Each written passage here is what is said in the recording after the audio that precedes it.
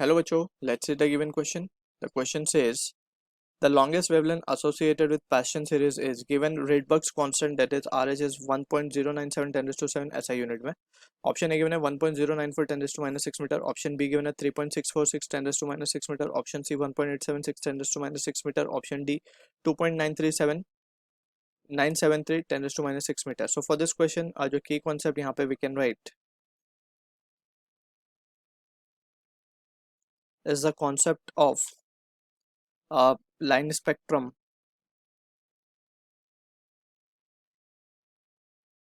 ठीक है, line spectrum of an atom. तो इस क्वेश्चन में हमें पास्चन सीरीज के बारे में पूछा गया, तो हम let's try to understand this. तो पहले हम कुछ ऑर्बिट्स डिफाइन कर देते हैं.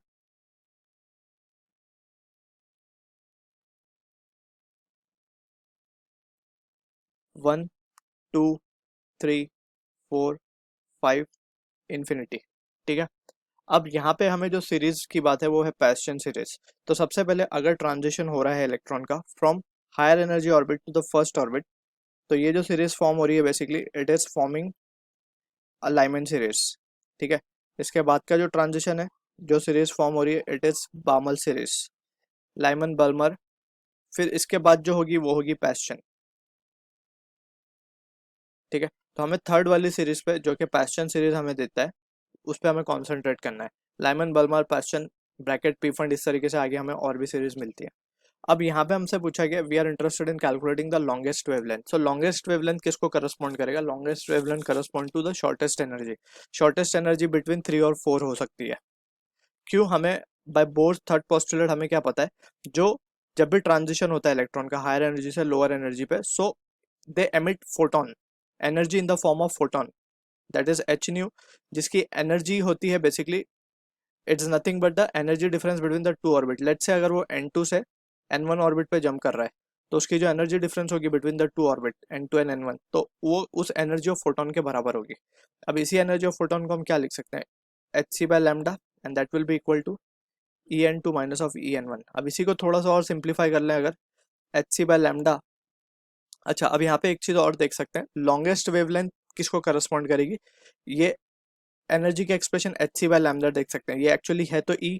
तो ई किसका ज्यादा होगा? जिसका लैम्डा कम, या फिर लैम्डा जिसका ज्यादा उसका ई कम, राइट? सो हमें अब ई किसका कम होगा? जिसका एनर्जी डिफरेंस कम होगा. क्लियर है? तो energy difference for the Paschen series 4 और 3 में ही कम हो सकता है. So it is possible when the electron is transitioning from 4 to 3. Simple.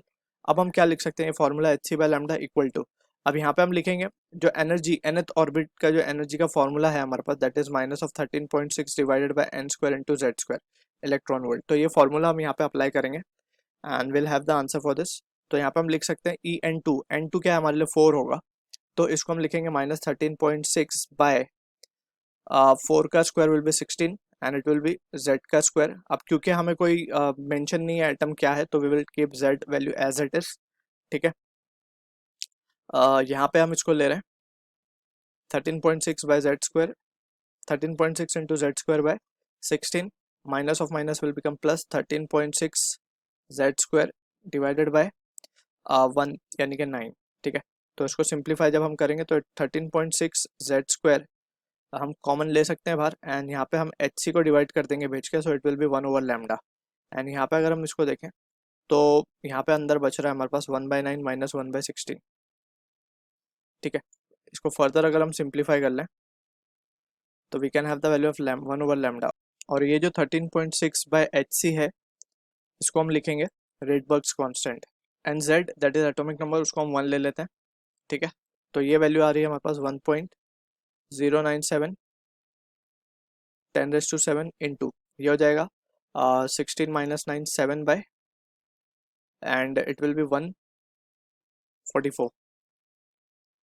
ठीक है, इसको अब सिंप्लीफाई कर लेते हैं, तो जो हमें वैल्यू मिलेगी लैम्डा की, लैम्डा क्या आ जाएगा? Lambda will be 144 into 10⁻⁷ divided by, ये हो जाएगा 7 7 ज़ा 49, 7 9 ज़ा 63, 67 67 7.679. ठीक है, इसको सिंप्लीफाई करने पे we have the answer. So this value comes out to be 18.75752 into 10⁻⁻⁷. तो इसको थोड़ा सा और सिंप्लीफाई कर दें तो 1.875 इंटू 10⁻⁻⁶ बोल सकते हैं हम इसको, and it will be in meters. So from the option given, C will be the correct answer for this. So I hope you understood the solution. All the best.